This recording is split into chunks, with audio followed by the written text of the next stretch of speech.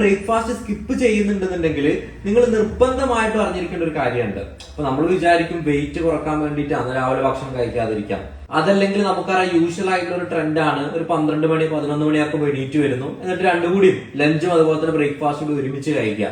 അപ്പൊ ഇങ്ങനെയൊക്കെ ചെയ്യുന്ന ഒരാളാണ് നിങ്ങളെങ്കിൽ നിങ്ങൾ അറിഞ്ഞിരിക്കേണ്ട ഒരു കാര്യം എന്താ അറിയോ? നമ്മൾ പറയും ബ്രേക്ക്ഫാസ്റ്റ് എന്ന് പറഞ്ഞാൽ ബ്രേക്ക് ദ ഫാസ്റ്റ് ആണ്. നമ്മൾ അതുവരെ നിന്ന് ആ ഒരു 8 മണിക്കൂറിനൊക്കെ നമ്മൾ ബ്രേക്ക് ചെയ്ത് നമ്മുടെ ശരീരത്തിന് വേണ്ട എനർജി നമുക്ക് കിട്ടുന്നതാണ്.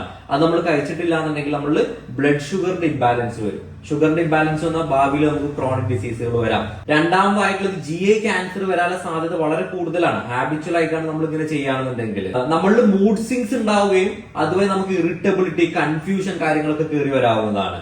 നമ്മുടെ ശരീരത്തിൽ കോർട്ടിസോൾ എന്ന് പറയുന്ന ഹോർമോണിന്റെ അളവ് കൂടുകയും അതുവഴി നമ്മൾ സ്ട്രെസ് കൂടാവുന്നതാണ്. നമ്മുടെ ശരീരത്തിന്റെ മെറ്റബോളിസം കുറയുകയും നമ്മൾ പറയും അന്ന് രാവിലെ ഭക്ഷണം കഴിച്ചില്ല ഞാൻ തടി കുറഞ്ഞാലോ? തടി ഒന്നും കുറയാൻ പോകുന്നില്ല, നിങ്ങൾ തടി കൂടുകയേ ചെയ്യുള്ളൂ മെറ്റബോളിസം കുറഞ്ഞതിന്റെ പേരിൽ. ഇത്രയും പ്രശ്നങ്ങൾ നിങ്ങൾ രാവിലെ ബ്രേക്ക്ഫാസ്റ്റ് കഴിച്ചിട്ടില്ലെങ്കിൽ നിങ്ങൾക്ക് വരുന്നുള്ളത് നിങ്ങൾ കൃത്യമായിട്ട് മനസ്സിലാക്കേണ്ടതാണ്.